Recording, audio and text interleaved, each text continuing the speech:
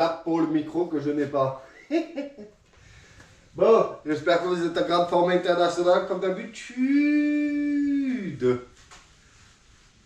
Alors déjà, avant de commencer la vidéo, on s'abonne, on lâche le pouce bleu, on booste, on met le commentaire, tout ça. Ah oui, tu peux très bien marquer un commentaire et après le modifier pour dire que finalement c'était de la merde. Je viens de rentrer la Subaru, j'ai une vilaine fuite d'échappement au niveau du collecteur d'échappement. Ça me saoule un peu, mais bon, c'est pas le sujet de la vidéo. Le sujet de la vidéo, il est là-bas. Je ne l'ai pas touché. Ça fait très longtemps que j'ai commandé ça. Beaucoup trop longtemps. De chez Yin et Yang et Young. Et c'est censé être un splitter, une lame avant, une lèvre, un rajout de pare-choc. Spécial Temu, hein? Moi je dis Temu parce que je suis au Danemark, mais je pense qu'en France vous dites Temu. Pour Subaru. Alors en fait je dis Temu, mais en fait ça vient de AliExpress. Hein. J'ai commandé ça il y a beaucoup trop longtemps. Alors déjà, premier problème, c'est que ça a mis plus de 1 mois à arriver. Donc je plains le pauvre chinois qui a été embauché pour me livrer ça en bateau gonflable directement au Danemark. Parce que franchement au vu du temps, je pense que là, il est venu par bateau gonflable à la rame. Et du coup, entre temps, j'avais plein d'autres trucs à faire et tout. L'été il est arrivé, les beaux jours sont là, machin. Puis de toute façon, cet hiver, je devais peindre le pare-choc avant, mais aussi maintenant le pare-choc arrière parce qu'il y a eu un impact dessus et ça a fait genre un gros soleil comme ça où toute la peinture elle est fissurée. Donc maintenant, il faut peindre pare-choc avant, pare-choc arrière. Je n'ai fait ni l'un ni l'autre.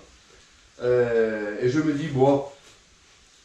Ça fait chier de le mettre là-dessus parce que le pare-choc il est éclaté.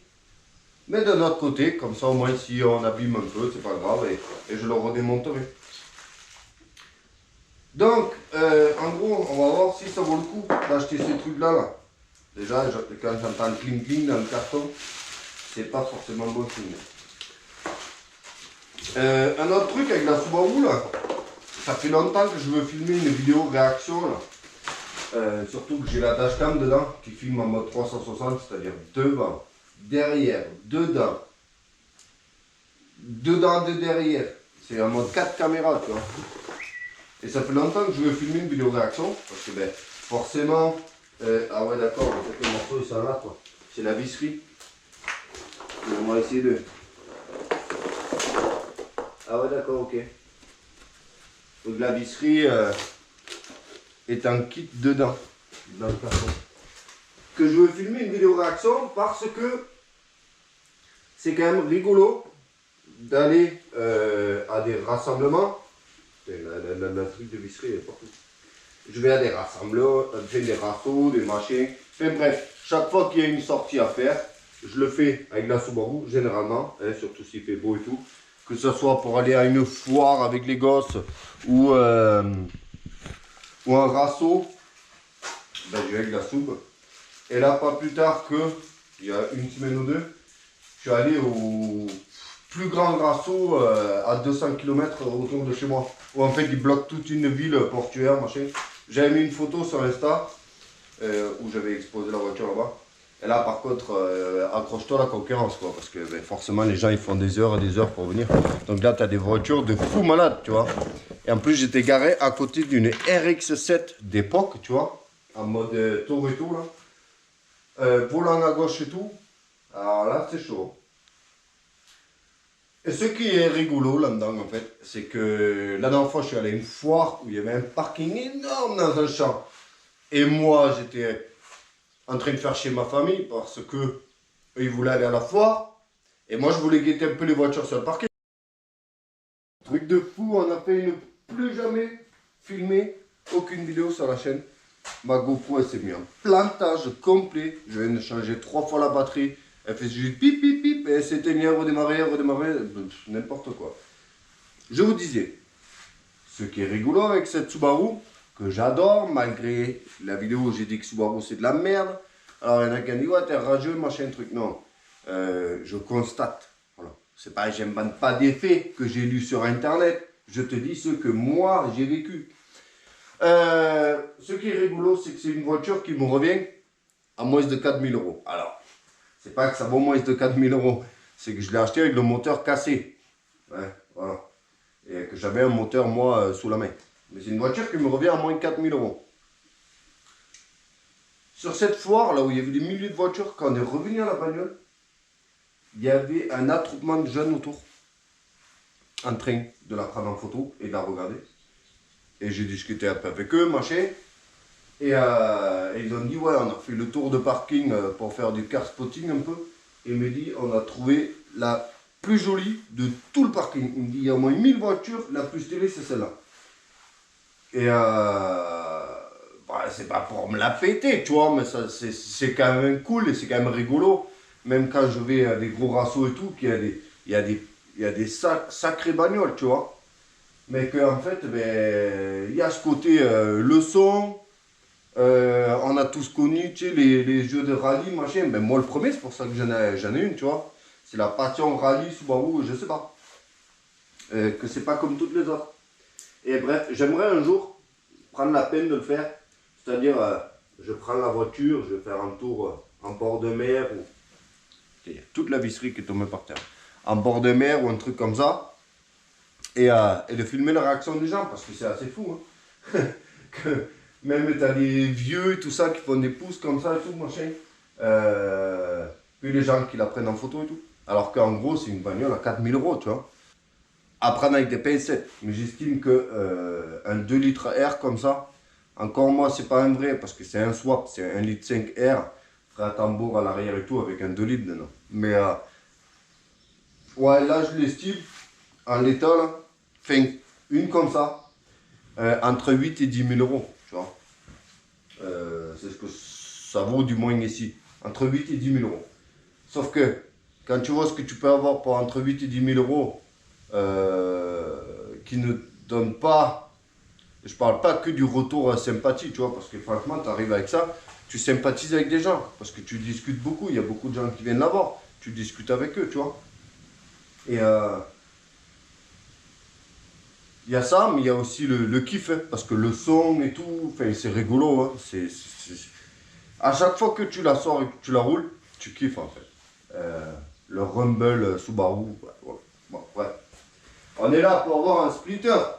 T'imagines si tu viens d'arriver sur la chaîne et que tu connais rien de nous, et là tu te dis, mais qu'est-ce qu'il nous raconte ce mec là? Il est en train de nous faire chier. Donc j'ai commandé ça sur le Temu AliExpress. C'est pas donné en plus, j'ai hésité plein de fois à le commander. Parce que pour un truc qui vient de là-bas, ben, c'était pas donné quoi. Donc c'est une lèvre de pare-choc de lame de machin. Alors là, je suis en train de te déballer le truc. Je pense que je vais le foutre par terre là. Parce qu'après, je vais quand même forcément lever la voiture. Et en fait, le but, c'est de voir si ça vaut vraiment le coup. Hein, parce que ça, si vous voulez, commander vous aussi. Parce que j'ai vu que ça existe pour plein de voitures. Et on a tous hésité à un moment donné, je pense, à les acheter. Dans le sens de savoir, est-ce que c'est pas un truc universel pondu en masse là? Ou est-ce que vraiment ça y va sur les voitures que les gens disent? Parce que moi, il n'y avait pas beaucoup de retours en fait. Donc j'ai pris un peu le risque. Je ne sais plus le prix exact, mais je crois que quand même, on n'était pas loin. Non, je ne vais pas te dire de conneries, mais je crois que c'est genre 80 euros, tu vois. Avec les frais d'envoi et tout. Et pourtant, ça arrive en 3 parties pour que ça passe dans un petit carton. Mais en fait, c'est pas un petit carton. Moi, je pensais que c'était plus petit que ça. Et c'est sûrement pour ça que la livraison est longue. Donc, voici la bête. Ça existe en noir brillant ou en carbone, tu vois. Mais sauf que le carbone de là-bas, ben, c'est vraiment genre le carbone 3D des années 2000 là, qu'on collait sur nos derbies. Là. Donc moi, je l'ai pris en noir brillant, comme ça. Voilà. Et on va voir si c'est vraiment aussi facile à installer. Et si c'est vraiment, voilà. Non, pas facile à installer. Vraiment, si ça fit dessus, en mode sans grosse modif. Donc, on va faire le truc le plus chiant, c'est-à-dire on va lever la voiture pour l'installer plus facilement. J'ai même hésité à rentrer mes rampes et juste avancer sur les rampes.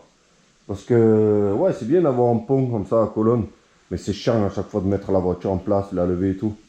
C'est confortable pour bosser après, mais franchement, j'ai hésité, ouais, à la monter sur les rampes ou même le faire par terre, tu vois, au cric ou quoi. Je sais pas, je vais te dire ça après. Donc, la visserie qui s'est vidée dans le carton, là, c'est ça. Je comprends pas pourquoi il y en a des chromés, pourquoi il y en a des noirs, machin. Mais moi, je suis pas sûr que je vais utiliser ça. Et bref, on va voir si l'installation n'est pas trop compliquée à faire aussi. Parce que moi, je me demande, vu que ça arrive en 3 parties. Ah, c'est peut-être pour ça la visserie chromée. Ouais, c'est ça.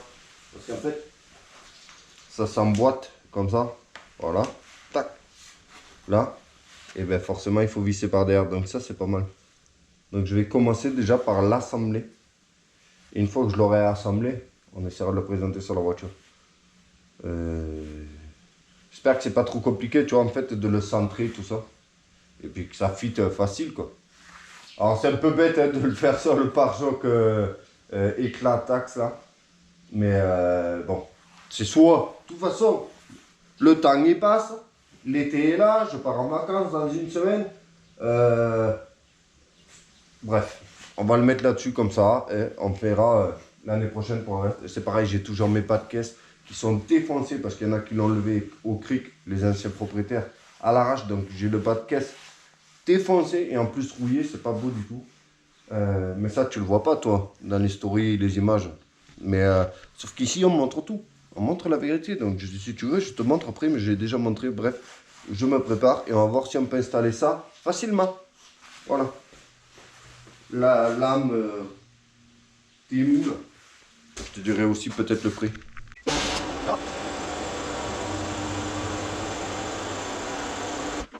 Catastrophique. Bon, est-ce que ça va être vraiment facile à installer? Et surtout, comment tu fais quand tu es tout seul là? Bon, déjà, on va présenter la bête, voir. Ah, bah, attends. Ah ouais, moi j'ai dégagé mon cache moteur là. Parce que moi je veux que l'huile elle aille par terre.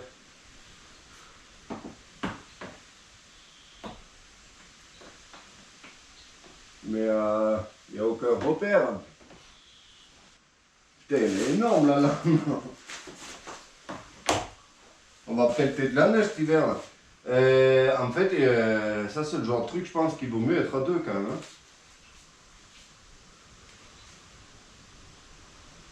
Parce que là, hormis essayer de la tenir à peu près. Ouais, après je peux mettre du scotch, genre, mais même avec du scotch, ça va pas tenir. Je pense que ouais, là. Putain, un caca d'oiseau sur le pare-choc. Hormis la tenir à peu près comme ça à la main.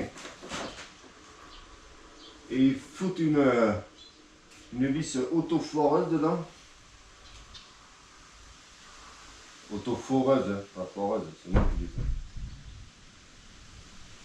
Moi je pense que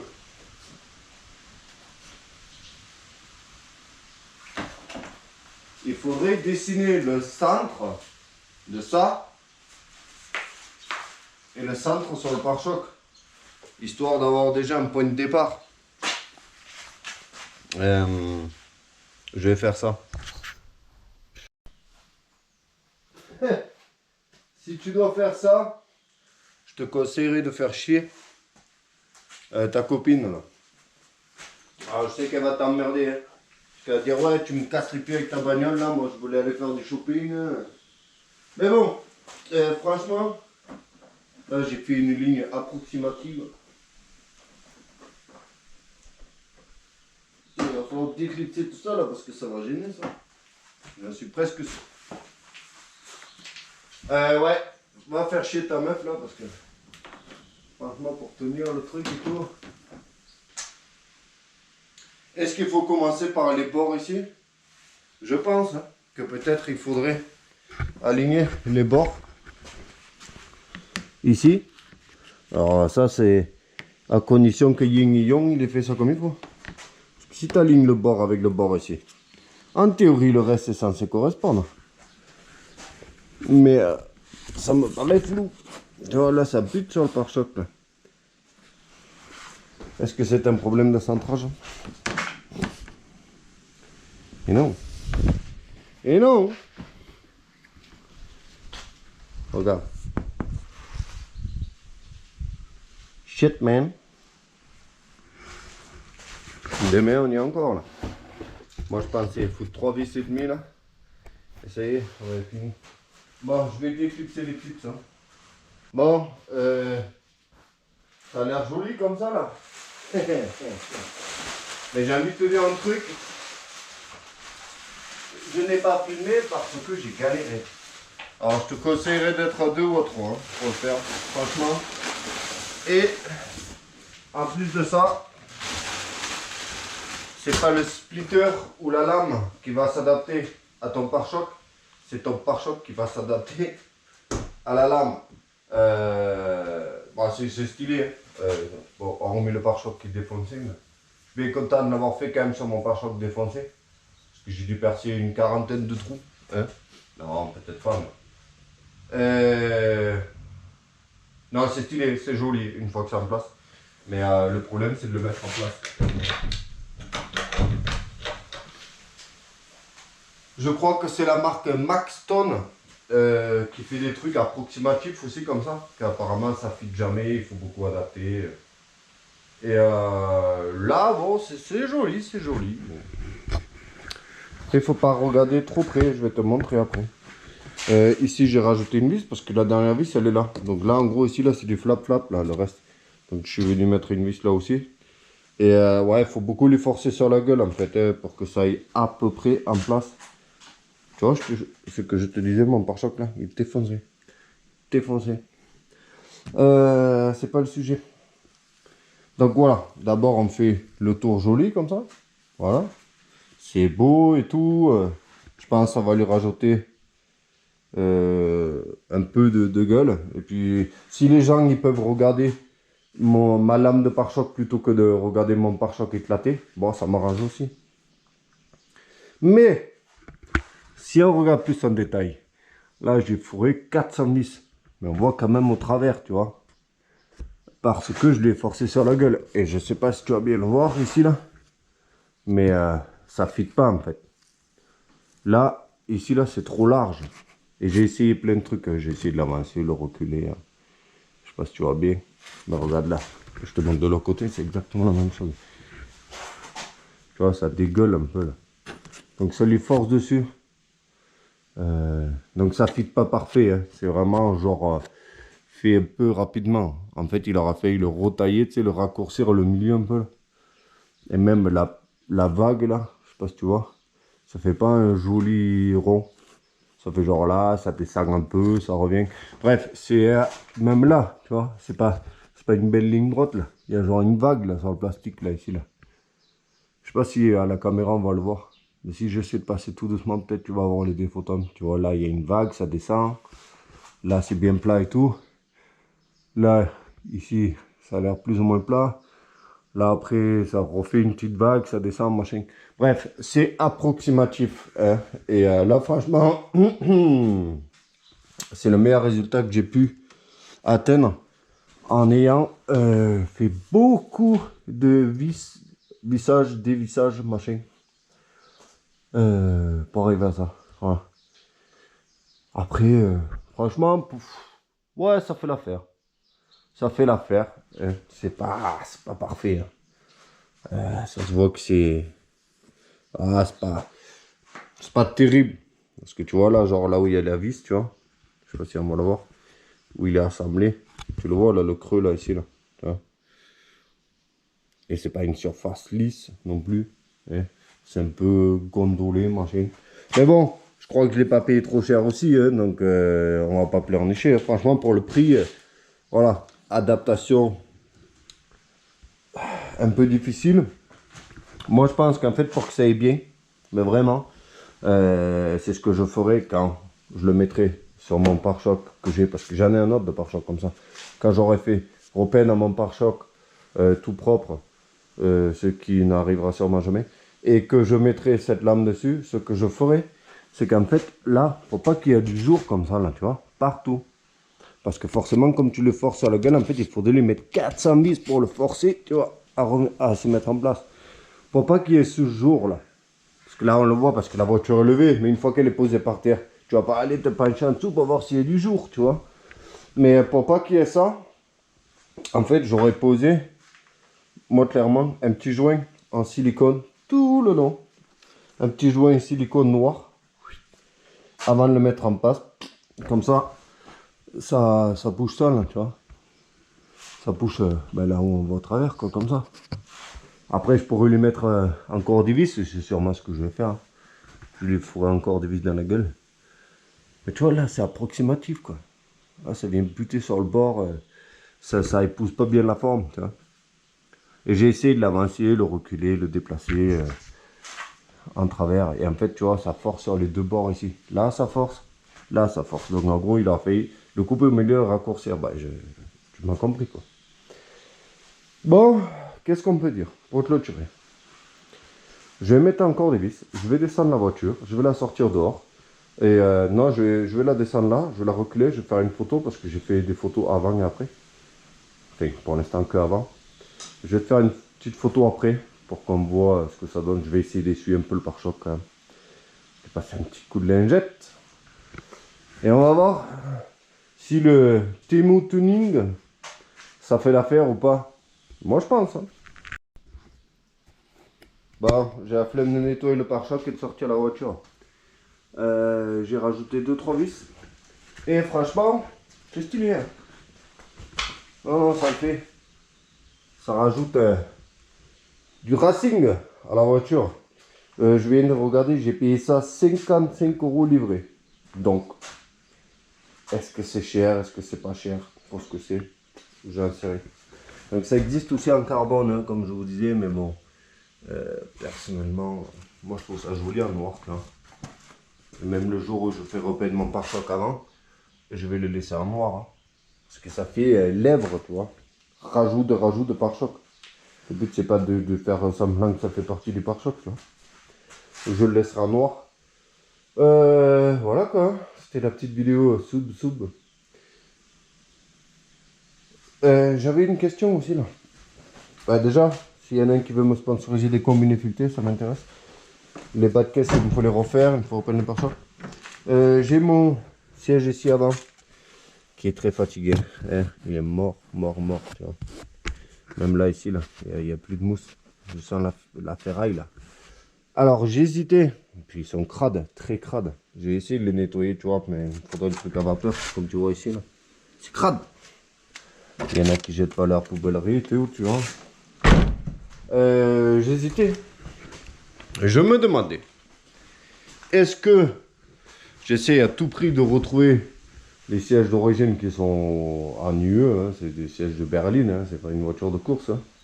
Ou est-ce que j'essaie de me trouver 2 sièges baquets, mais genre, tu sais, un peu comme dans la STI, mais je vais pas choper des trucs de la STI parce que c'est hors de prix. Mais est-ce que, si ça existe encore, parce qu'à l'époque on pouvait en acheter plein, les sièges baquets et tout, est-ce que j'essaie de trouver, voilà, des sièges baquets, genre, tu sais, origine, pas tuning, tu vois.